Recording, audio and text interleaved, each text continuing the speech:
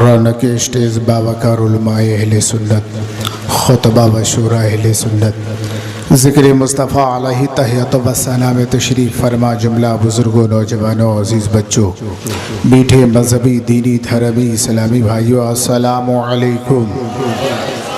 अल्हम्दुलिल्लाहि नहमदुहु व नुसल्ली व नुसल्लिमु अला रसूलिहिल करीम अम्मा बअदु फ़अऊज़ु बिल्लाहि मिनश शैतानिर रजीम बिस्मिल्लाहिर रहमानिर रहीम। या अय्युहल्लज़ीना आमनु तक़ुल्लाहा व कूनू मअस-सादिक़ीन। सदक़ल्लाहुल अज़ीम व सदक़ रसूलुहुन नबियुल अमीनुल करीम व नहनु अला ज़ालिका लमिन शाहिदीन व शाकिरीन वल्हम्दुलिल्लाहि रब्बिल आलमीन। आमीन बजाहे सय्यिदिल मुरसलीन। लई के मुबारकबाद हैं आप सभी हजरात के हमारे मुअज़्ज़म मुकर्रम अरबाब इल्म व फ़न उलमाए अहले सुन्नत की नायाब गुफ्तगू व शायरी सुनने की गर्ज़ व गायत से ज़िक्र मुस्तफ़ा सल्लल्लाहु अलैहि वसल्लम में तशरीफ़ लाए और उनकी नूरानी चेहरों की ज़ियारत से अपने क़ुलूब व अज़हान को आप मनव्वर फरमा रहे हैं। अल्लाह तबारक तआला आप सबों की हाज़िरी को कबूल अता फरमाए। नेमतें बाँटता जिस समत व ज़िशान गया, साथ ही मुंशिए रहमत का कलम दान गया। आज ले उनकी पनाह, आज मदद मांग उनसे, फिर ना मानेंगे क़यामत में अगर मान गया। दुरूद शरीफ पढ़िए। अल्लाहुम्मा सल्लि अला सय्यिदिना व शफ़ीना व हबीबिना व नबियना व मौलाना मुहम्मदिन बारिक वसल्लम। सल्लु अलैहि सलातुम व सलामुन अलैका हबीबी या रसूलल्लाह सल्लल्लाहु तआला अलैहि व आलिहि वसल्लम। अल्हम्दुलिल्लाह मजमा बहुत अच्छा है, आप लोगों की समाअत भी बहुत अच्छी है। हाँ, यहाँ ऐसी समाअतें देखने के बाद दिल तो बाग बाग ज़बरदस्ती हो ही जाता है। हाँ,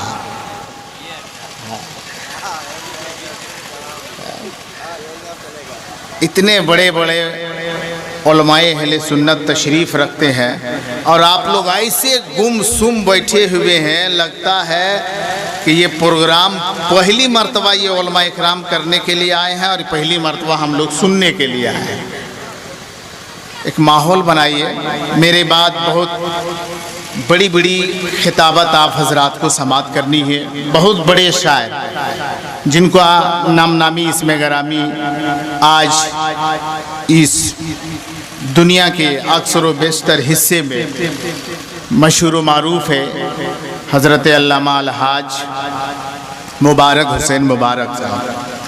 और ये देखिए आपके मोहल्ले के हज़रत अल्लामा मौलाना सुल्तान साहब, मंजूर बरकाती साहब, नक़ीब अहले सुन्नत हमारे अब्दुर्रहमान जामी साहब, बहुत सारे उलमाए इकराम तशरीफ़ रखते हैं। किनका नाम लूँ किनका न लूँ, सब अल्हम्दुलिल्लाह हमसे अच्छे हैं, बेहतर है। 7 मिनट का समय मिला हुआ है। इस 7 मिनट में आप सबों को मैं सोचता हूँ कि कोई लोग खामोश ना रहे, बात अच्छी लगे। अभी देखिए एक चचा आए थे, बहुत अच्छी बात वो बोल के गए कि कोई गुफ्तगू हो, कोई बयान हो जिसमें जायज़ और नाजायज़ को हम समझें। कितनी अच्छी बात है। ये सोच तो सबके अंदर होनी चाहिए। होनी चाहिए कि नहीं होनी चाहिए? अरे बोलिए ना भाई। हाँ तो ऐसे हाँ हाँ हाँ क्या कर रहे हैं, थोड़ा साफ बोलिए। ठीक ठाक हैं।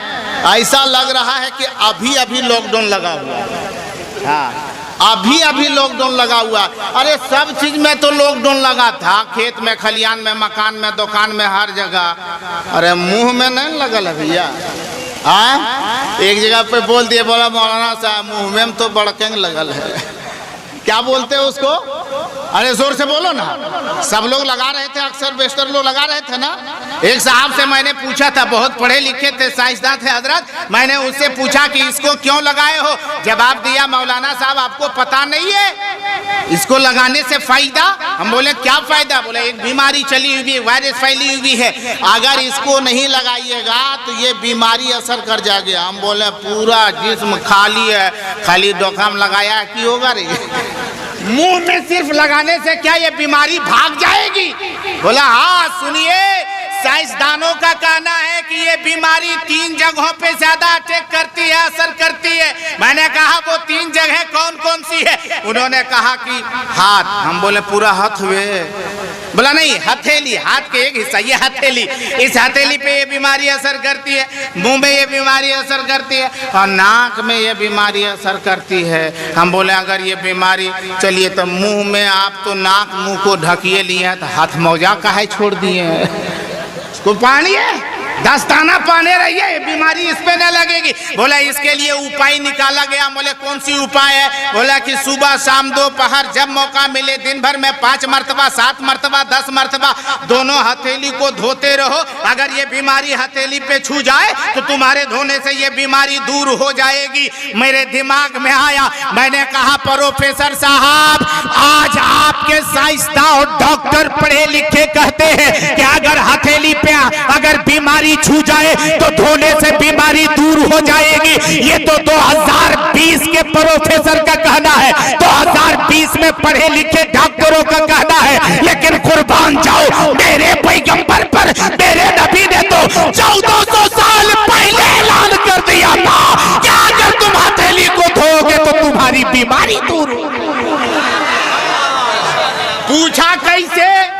तेरे पैगंबर ने क्या कहा? मैंने कहा मेरे पैगंबर का फरमाने आलीशान हुआ। 1400 साल पहले मक्के में, मदीने में मेरे आका ने ऐलान फरमा दिया कि अल्लाह तबारक व तआला का कुरान में ऐलान है, फरमान है, नबी ने अपनी जुबान से ऐलान किया है। कुरान के अल्लाह का इरशादात को फरमाया है। अल्लाह फरमाता है इज़ा कुमतुम इला सलात फगसिलू वजूहकुम वअयदियकुम इलल मराफिक वमसहू बिरुसिकुम वरजुलकुम इलल काबैन। समझे? जवाब दिया कि नहीं मुझे समझ में कुछ भी नहीं आया। मैंने कहा ये कुरान है, अरबी अल्फाजात, अरबी अल्फाज है, इसे आप सुनिए। इसका तर्जुमा मैंने कर दिया, तर्जुमानी करके उसे समझाया। मेरे नबी ने ऐलान किया कि अल्लाह फरमाता है इज़ा कुंतुम इला सलात, ये मेरे उम्मतियों जब नमाज पढ़ने का तुम इरादा करो, दिल में ठान लो को हमें नमाज पढ़नी है, फागसिलू वजूहकुम, तो अपने चेहरे को धो, वअयदियकुम इलल मराफिक, दोनों हाथ को केहनियों समेत धो, वमसहू बिरुसिकुम, और सर का मसा करो, वरजुलकुम इलल काबैन, और दोनों पांव को टखनों तक धो। मैंने कहा इसका नाम क्या है? वजू। इसका नाम क्या है? अरे आप लोग वजू करते हैं? अरे करते हैं कि नहीं? खाली जुमा को?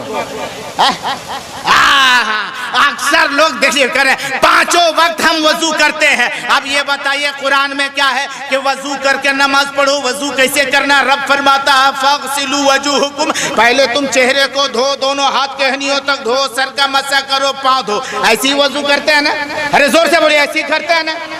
कुल्ली नहीं करते हैं तो करे ऐसी करते हैं। नाक में पानी नहीं चढ़ाते हैं? चढ़ाते हैं ना 4-5 लोटा। अरे ये नाक है कि टंकी? करे 4-5 लोटा। बोला हाँ, नाक में पानी चढ़ाते हैं। भाई ने उनसे कहा वजू में 4 फर्ज है। रब फरमाता ये चारों काम कर लो, तुम नमाज पढ़ लो।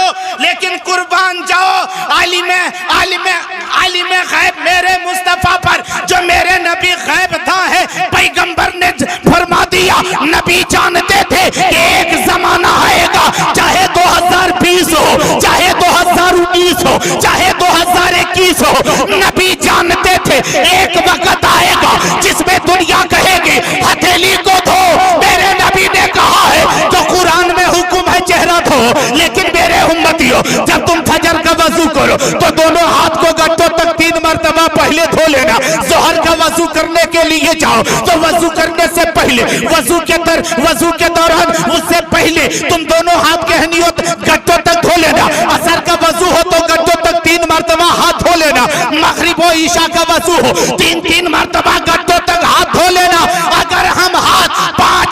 की नमाज में 3 मरतबा हर वक्त की नमाज में हथेली को धोते हैं तो 15 मरतबा होता है। अगर आज के साइंसदां हथेली धोने कहते हैं तो कौन सा कमाल है। अरे 1400 साल तो पहले मेरे पैगंबर ने तो फरमा दिया।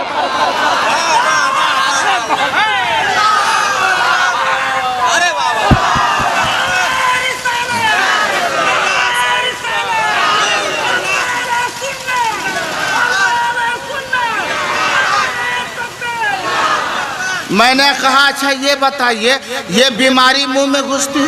बोला हाँ। हमारे नाक में भी? बोला हाँ। बोला तो इसको लगाने से? बोला असर नहीं करेगी, बीमारी अंदर नहीं जाएगी। हम बोले कब तक? बोला हर वक्त। बोला कब तक लगाए रखेगा? बोला हर वक्त लगाए रखेंगे। हम बोले तुम खाना वाना खाएगा न मर जाएगा रे? खाएगा कि नहीं? उस वक्त खोलेगा? बोला हाँ खोलना पड़ेगा।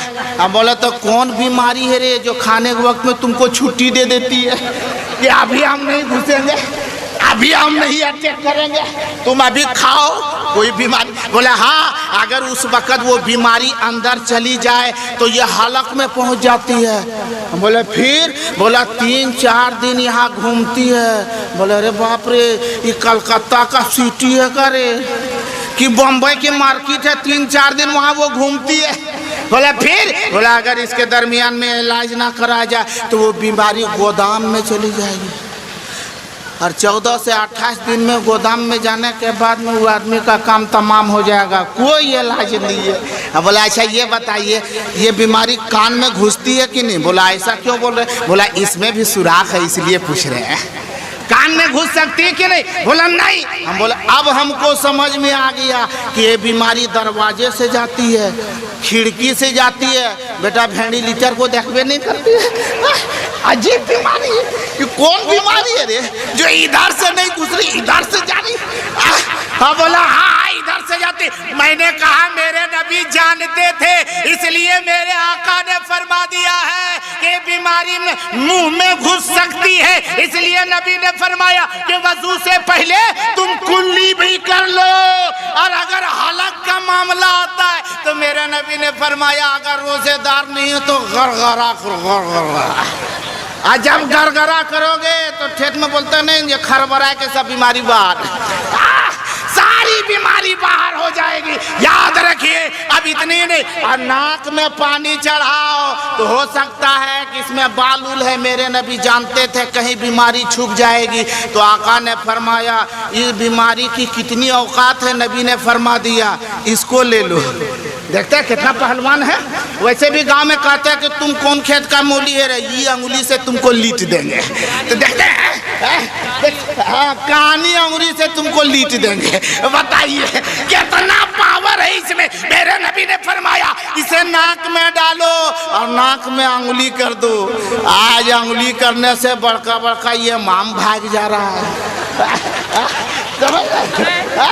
बड़े बड़े माम को भगा दे रहा है। इतनी अंगुलियां की जा रही है कि इसकी किरात अच्छी नहीं है तो इसका तलफुज ठीक नहीं रे। अरे 14 साल से कौन तलफुज लेके आया था रे? अरे 15वां साल में तलफुजे खत्म हो गया। कौन तलफुज है? ऐसे ऐसे लोग हैं आज भी हमारे अंदर सुधार पैदा नहीं हुआ। अब आखिरी बात सुनो, बातें तो बहुत थी मैं कह रहा हूँ। मैंने उनसे कहा नबी जानते थे कि ये बीमारी कान में नहीं घुसती है, इसलिए आका ने ये नहीं फरमाया कि वजू में कान के अंदर भी धो।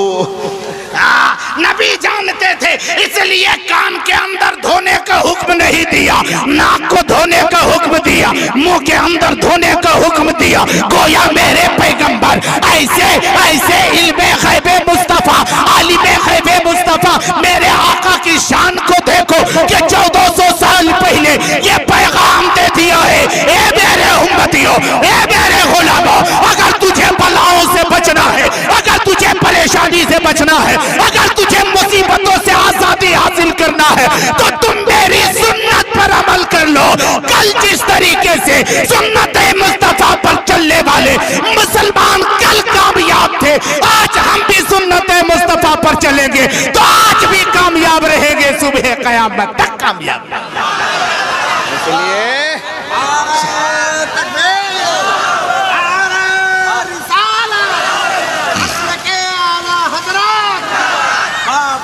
इसलिए मेरे मुसलमानों आज कम बलाएं नहीं है,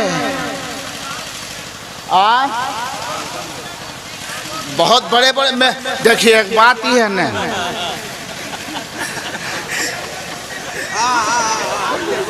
पहली मर्तबा एक आदमी गया किसी के घर में तो देखा स्टील के हथौड़ी, तो सोचा कि यह हथौड़िए ले जाएंगे साला स्टील के, और उसको पता नहीं था इसके घर में चांदियों हथौड़ी है, इसी को लेके भागा। काहल इसके चक्कर में पड़े, इससे बड़े बड़े लोग बैठे हुए हैं, इससे बुजुर्ग लोग बैठे हुए अल्हम्दुलिल्लाह। देखिए आंगन में उसी चीज को रखा जाता, उसी चीज को रखी जाती आंगन में, कौन सी चीज, जैसे सबल, लोहा, मौड़ी, ये सब चीज आंगन में फेंक दीजिए। और सोना चांदी कहाँ रखते हैं? अरे बोलिए ना भाई, हाँ एकदम तिजोरी में, वो भी गठरी मोटरी बांध के ताला लगा के घुसेर के रखते हैं। तो अभी तो सिर्फ ये आंगन वाला या तिजोरिया वाला सब उधरे है, इसलिए उन बुजुर्गों को आप हजरात को समाअत फरमानी है। अब 2 मिनट और बर्दाश्त किए, सुनने के लिए तैयार हैं? जिगर रखते हैं, सुन्नी मुसलमान हैं, तो आओ पैगाम की बात कर दे। एक पैगाम आप तलक पहुंचाता हो। सैयदना अबू बकर सिद्दीक का नाम आपने सुना है? अरे सुना है।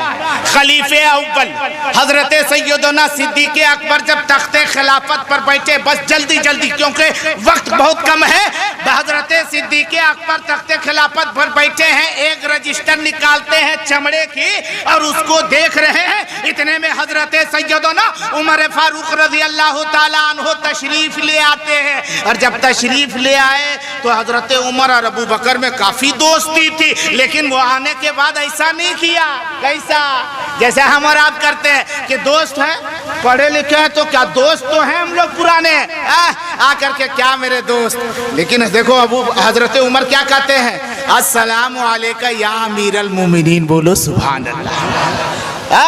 कहते हैं अमीरुल मोमिनीन, कल तक तो हमारे दोस्त थे, हमारे साथ में खेलते रहते थे, लेकिन आज तो बादशाह बने, अमीरुल मोमिनीन है। कहते हैं अस्सलामु अलैका या अमीरुल मोमिनीन, ये अमीरुल मोमिनीन आपके ऊपर सलामती हो।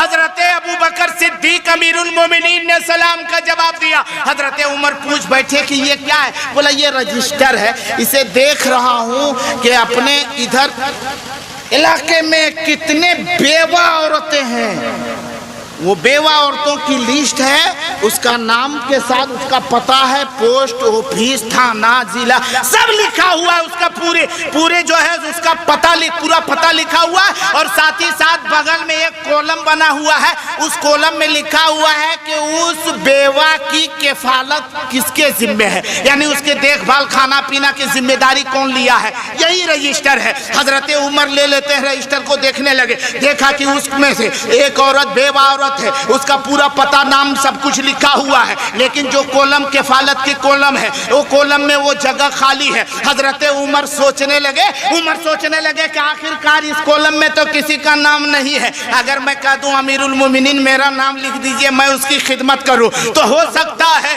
कि यकीनन ये दिखावा का हो जाए, ये दिखावा का हो जाए। और याद रखो मुसलमानों, हमारा नारा होता है गौस का दामन नहीं छोड़ेंगे, ख्वाजा का दामन नहीं छोड़ेंगे, उमर का दामन नहीं छोड़ेंगे, अबू बकर का दामन नहीं छोड़ेंगे। और हम लोगों का सारा काम दिखावे के लिए होता है। अरे होता है कि नहीं होता है? बोलिए। आज मजमा में दिखावे के लिए हम खूब नारा लगते हैं, कब? जब उंगली करते हैं तब कहते हैं बोलो सुभान अल्लाह, सुभान अल्लाह इतना जोर। अरे कहाँ से बोल रहा है? अरे यहाँ से बोलने से कोई लाभ नहीं, बोलना है तो यहाँ से बोलो।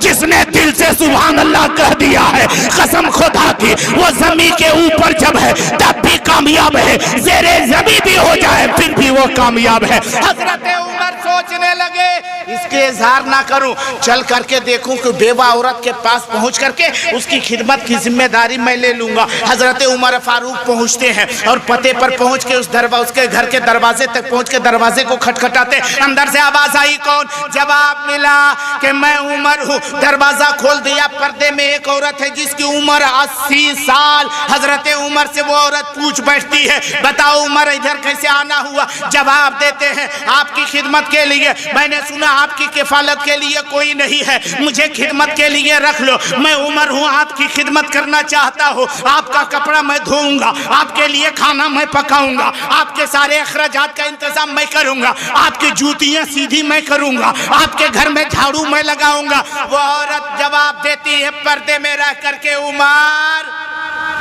जगह खाली नहीं है, जगह खाली नहीं है। बोला तेरी खिदमत कौन कर रहा है? बोला ये पता नहीं, लेकिन बहुत दिनों से कई सालों से एक शख्स है जो आता है, सारा काम झाड़ू पोछा बर्तन उर्तन साफ करके और वो चला जाता है। आज तक मैं पर्दे से बाहर नहीं निकली हूँ, इसलिए मैं खुद भी नहीं जानती कि वो कौन है, लेकिन आने वाला आता है। हजरत उमर सोचने लगे कि वो आने वाला कौन है, कौन ऐसा शख्स है जो आता रोजाना है, चलो उसे देखो, उससे पहले आज फिर मैं आऊंगा। आज रात में चले हैं, एकदम बिल्कुल उस वक्त पहुंचे हैं। किस वक्त? तहज्जुद के वक्त पहुंचे हैं। और जब वहां पहुंचे तो क्या देखते हैं कि वहां दरवाजा खटखटाया गया, अंदर से आवाज आई, कौन? जवाब मिला मैं उमर हूँ। वो कहती है कि मैंने मना किया था, तुम मत आना, क्यों आए हो? जवाब दिया कि मैं खिदमत करना चाहता हूँ, आपके घर में झाड़ू पोछा करना चाहता हूँ। और जवाब देती है इसकी जरूरत नहीं है, क्योंकि अभी कुछ देर पहले वो काम करके चला गया है। अब उमर सोचने लगे अच्छा तो आज शुरुए रात में आ जाते हैं। कितनी जिद कर रहे हैं कि हम खिदमत करें, और हम लोगों का आलम क्या है, कोई गरीब आ जाए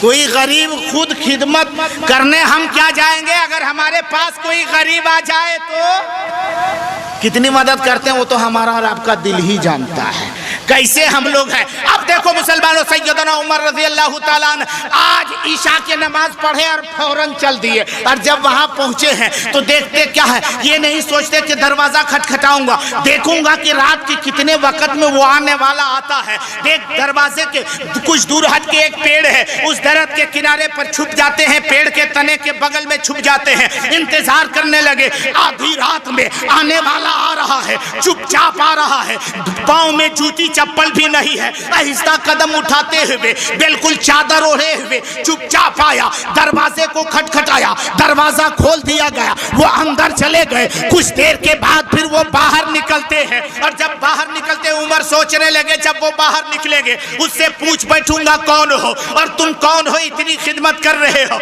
आखिर मैं देखना चाहता हूँ वो कौन ऐसा शख्स है। उमर सोच रहे थे, इतने में बाहर निकले, और जब बाहर वो निकले तो हजरत उमर आगे बढ़ गए और जब पूछ बैठते हैं तू कौन है जो रोजाना आता है, मैं आज पीछा करते तुझे देख लिया, तू अपना नाम बता। और खुदा की कसम जब उसने अपने चेहरे से चादरे मुबारक को हटाया है तो कोई और नहीं था। उमर कह बैठते हैं अमीरुल मोमिनीन अबू बकर आप यहाँ कैसे आ गए? अबू बकर फरमाते हैं ए उमर तू यहाँ कैसे आ गया है? उमर कहने लगे मैं सोच रहा था कि इस बेवा की खिदमत करके मैं सबकत ले जाऊं। अबू बकर कहते हैं कि मैं इस कॉलम में अपना नाम इसलिए नहीं लिखा था कि अबू बकर जो भी काम करेगा दिखाने का काम नहीं करेगा, अगर करेगा तो खुदा की रजा के लिए काम करेगा। याद रखो वही उमर ने पूछा था अबू बकर आपके पाँव में खड़ाव क्यों नहीं है, वो लकड़ी के चप्पल खड़ाव क्यों नहीं है जिससे चलने से खट खट की आवाज आती है? तो अबू बकर की आवाज, अबू बकर के जवाब को सुनेंगे। सैयदना अबू बकर फरमाते हैं उमर ये पूरा इलाका यहूदियों का है, पूरा इलाका यहूदियों का है, और यहूदियों से डर रहा हूँ ऐसी बात नहीं, मैं इसलिए खड़ा पान के नहीं आता हूँ कि रात में आऊँगा खटाक खटाक की आवाज़ होगी और किसी यहूदी की नींद में खलल ना हो जाए, नींद खराब ना हो जाए। अबू बकर को यहूदी का ख्याल था और हम लोग को तो अपन भाई का भी ख्याल नहीं है। बोलिए है कोई ख्याल? हम नमाज पढ़ने गए, मस्जिद से निकले तो इमाम की चुगली, फलना की गिबत, फलना की गिबत, गिबत पर गिबत, चुगली पर चुगली, और हमारा नारा होता है गौस का दामन नहीं छोड़ेंगे, ख्वाजा का दामन नहीं छोड़ेंगे, और जुमा के दिन हाफे पैंट पहन के नहाएंगे। गजब मामला। अजीब मामला, जुमा के दिन रोड पर चापाकल पर एक जंगिया पहन के नहा रहा है, जल्दी जल्दी जुमा पढ़ने जा रहा है। बेटी मौजूद है, जंगिया पहन के नहा रहा है। बीवी मौजूद है, जंगिया पहन के नहा रहा है। माँ मौजूद है, जंगिया पहन के नहा रहा है। ये हाफ पैंट पहन के नहा रहा है। और उसके बाद देखिए नारा, गौस का दामन नहीं छोड़ेंगे। अरे जंघीवा छोड़ी पहने रही, जिसको छोड़ना उसको छोड़ पे नहीं करना। गजब बात है। ए मुसलमानों, अपने आप को सुधारो, अपने आप को यकीनन इस्लामी सांचे में ढालने की कोशिश करो। अल्लाह तबारक तआला हम मुसलमानों को राह रास्त सिराते मुस्तकीम पे चलने की तौफीक और रफीक अता फरमाए। मौला इस नाचीज से हकीर से अगर बोलने चलने में कोई खताएं हुई हो, सरजद आमदन हो या सावन, मौला उसे तू माफ अता फरमा। अस्तगफिरुल्लाह रब्बी मिन कुल्लि ज़ंबि व अतूबु इलैहि। ला इलाहा इल्लल्लाहु मुहम्मदुर रसूलुल्लाह सल्लल्लाहु अलैहि वसल्लम। अस्सलामु अलैकुम व रहमतुल्लाहि।